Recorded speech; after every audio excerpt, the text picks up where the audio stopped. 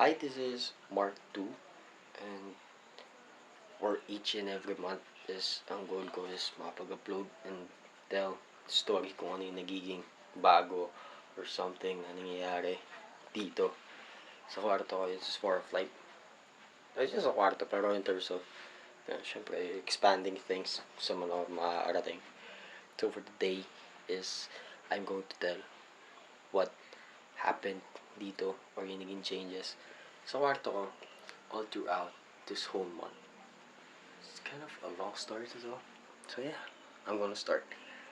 And first of all is, previously I am filming like downstairs dun sa may sa baba namin.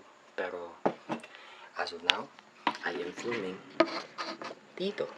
Uy, pwede ba tumayo? So now I am filming dito sa kwarto ko, which as you can see, it's kind of a different view from the previous episodes from Leaving a Mark, from other things.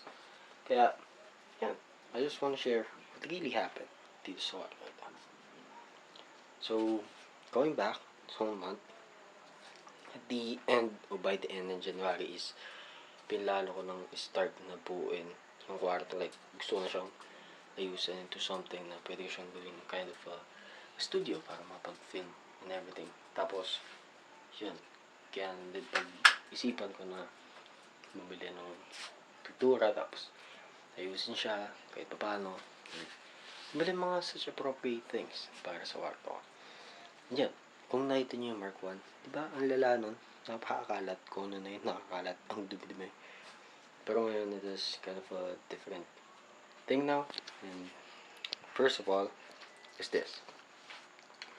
As you can see, this place, this is my table na dati nakapwesto siya dyan. And kumbaga, in terms of placement, dyan siya dati nakapwesto. Dito, dyan siya sa gitna. And yung bed ko, yan yung bed na yan. Dapat nandito yan eh. Dati, siya nakapwesto. Pero starting dito sa mesa, yan, should have went for a new one. Pero kung nagagamit pa naman, why not? And yun, nakakuha ko ng parang ang tawag sa ganyan. Basta, somewhat organizer, storage, something. Lagay ko siya dyan. Pag sa mga bagay ko, nakita nyo, makalat pa din. And yun, meron dito is computer. That is not mine.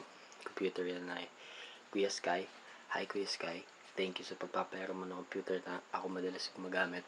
Then, yun, I got a lamp here. So, yan yung madalas kong gamit. Madalang ko gumamit ng ganito, yung ilaw yan, yung bumbilya dyan. So, mas prefer ko yung lighting na ito eh. Yung lighting ng ganyang ilaw. Tapos, this storage, if nakikita nyo dyan, yung cabinet na yan, talagay siya dati sa baba. Tapos, pag-isipan ko, uy, why not? Paglagyan ko lang siya ng storage mismo ng mga damit, stock. So, konting stocks na lang yan. We'll just wait for the new release, which is a Blaze. Tapos, yun, placement na kama ko, kahit yung kama ko mismo, pintura ko siya mas maayos. Sorry if may nakakalat dyan ng mga clips. Kaya may nakakalat na clips dyan. Yan. Titignan nyo yung clips na yan, kung bakit nandyan yung mga yan. Kasi, ginagamit ko yan para ikabit siya dito. Yan. Sa bakal na yan. Yan. Kiniklip ko yan siya dyan gamit tong dalawang bagay na to. First is tong towel na to and tong cortina na color green. Yung color green kasi is more of like makapal-kapal siya. Tapos kiniklip ko siya dyan tuwing morning para kung sakaling mag-film ako or something. Yan. Hindi kontrolado yung ilaw. And in terms of light, ang gamit ko is yan. Yung ilaw na yan. And yung lamp na to. So, dalawang lamps yung gamit ko. Tapos yun, kaya may extension version. Sorry, if makalat. May extensions bar dyan. High grassy, wag ka dyan. Kasi baka mabiyente ka. Tapos yun, may mini electric fan dyan na place. Gusto upuan. Namitan ko ng crochet something ni ate kasi ito ay super old na siya. And ito ay bigay ng kaibigan ko. Shoutout, Allen. Haha, salamat. Tapos, in terms of yan, yun pa din, dyan yung home theater. Tapos, ito, some blank space dito sa kwarto ko kasi dati nakalagay dyan yung aircon. Tapos, yung katabing bahay namin is, yan, pataas din silang bahay. Syempre, yun, kaya nilipat yung aircon sana dito. So, aircon dyan, tinanggal ko na din kasi sira na din yun. Kaya, yan. Yan, ginawa ko. Nilagyan ko ng first aid box. Tapos, si cattail na dyan sa tabi. Very cute side. Tapos, another changes is ito. Itong space na to. If may nakikita nyo na yan sa TikTok, yung place na yan, kung ano yung place na yan, dyan ko film yung Fits episode. And actually, sa totoo lang, hirap ako sa lightings in terms dito. Oo, hindi ko talaga siya mamanage na maayos. Nahihirapan ako. Hindi ko, parang lagi siyang madilim, something. Parang hindi sumasapat yung placement ng ilaw. Or nagkakamali lang ako in terms of placement siguro. Yan. Tapos yan, other extra thing is tong clothing rack na to. Which is something, gusto ko siya pinili. Kaya yan, binili ko siya. Tapos ito bago-bago lang to eh. Tapos ito kasi, hindi naman siya actually bago.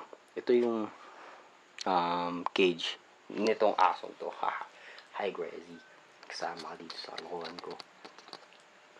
Ito yung storage niya storage. Ito yung kulungan niya dati, yung cage niya maliit. Hi Gracie.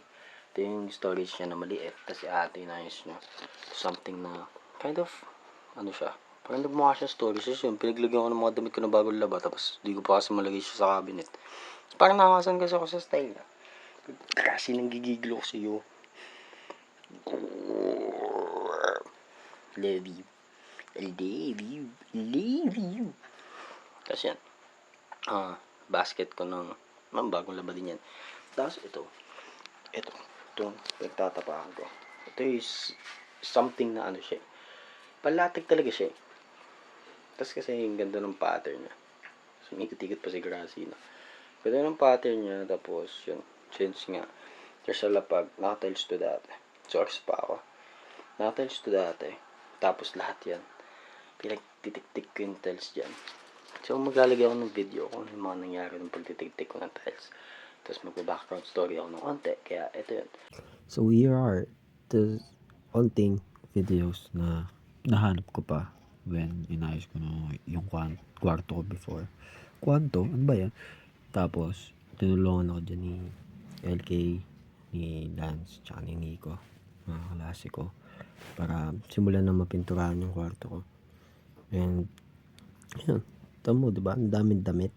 Lahat yun, nilagay ko muna sa trash bag. Inayos ko lahat ng gamit. Tapos, inopen ko yung space.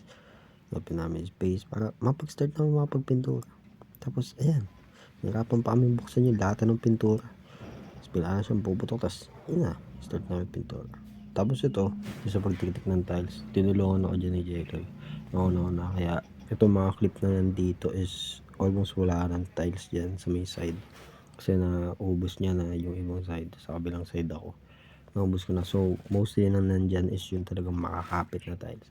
Tapos, umabot ako siguro ng ilang days niyan. Kakapukpok niyan. Totoong namaga talaga yung kamay ko. Tapos, lahat yan. Kumakanta ako. Bumibilit ako ng una. Wag muna tayo umuwi. Yung iba, nangangamba. Or iba pa. Basta. Hi. Yes, I'm done. I'm done cleaning this. Tignan ko na lahat ng tiles.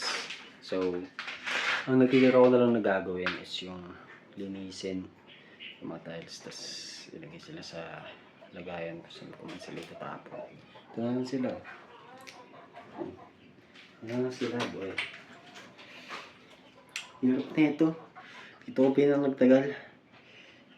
Ito, update. Maraming palad. Namumula siya. Parang magsasamon. Napangyarihan na parang Encantadia. Pero yun. Ang alay. Sakit. Sakit pa din hanggang ngayon. Yun lang. Update na. Sana kaya niya pa magwalis. Tapos magwawalis pa siya. Yan, hina nung kaliwa ko eh. Di praktisado yung kaliwa ko eh. Yan o. Ito. Sakit. Time-lapse ulit.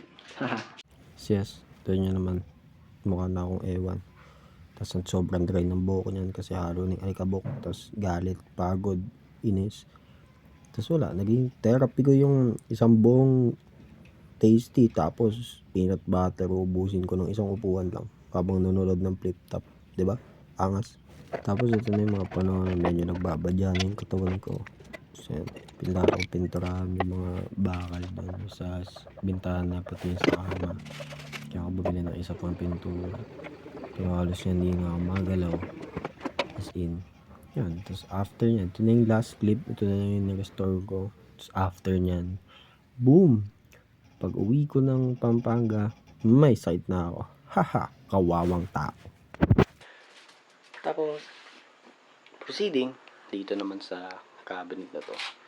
Yan, see this? This an old cabinet na lagayan ko na ng damit. Tapos ito din, ito, cabinet din to.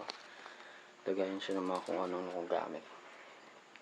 And, in terms of place, I got a really huge space. Tapos yun, yung whiteboard. This is mga legendary yung whiteboard. Actually, di ko siya whiteboard. Whiteboard siya na kaibigan ko. Hi David, salamat. Kaya yun, there's a storage wise, ay sa space, mas malaking space talaga, tutusan. And it is far different from dati in terms of size. Kung ano meron siya. Hey! Huwag mo kagatin yan. Huwag mo kagatin. In terms of size, sobrang laki niya, sobrang spacious niya actually. And yun, nahihirapan ako possibly sa lighting. Kasi yun, practice ko pa yun bago-bago pa ako in terms of film and everything. Kaya yun, it's kind of a learning process. And there's a Leaving a Mark episode. Dito ako madalas nag-film. Yan. Yung tripod na yan. Yan, yung tripod. Hindi, yung phone stand na yan. Diyan ko lagi nilalagay yung phone ko. So, upo dito. I-decrease ko na konti yung brightness. Tapos nandiyan yung lamp. Tapos, siya lang mag-record and dal na ako. Tapos yun. And in terms of storage, dito ako na siya nakakuha. And yung bag, kasi we got these bags right here. Yung mga bag na yan is nakalagay yan sa may baba. At din yung storage siya sa baba. So yan. Ito ko lang din siya na another thing, itong mga damit dito. Yan yung nakikita nyo sa clothing rack na yan. Sige na. Aaminin ko na. Yung iba dyan, just minsan, ilang beses ko sila ginagamit. Kasi, ilang oras ko lang naman sinuot, tapos di man na nagpawis. Madalas naman ako nag-film may electric fan. Tsaka personal use lahat yan. Lahat yan. Lahat yan akin. So, di ko siya nalalaban. Ba't ko ba sinabi yan?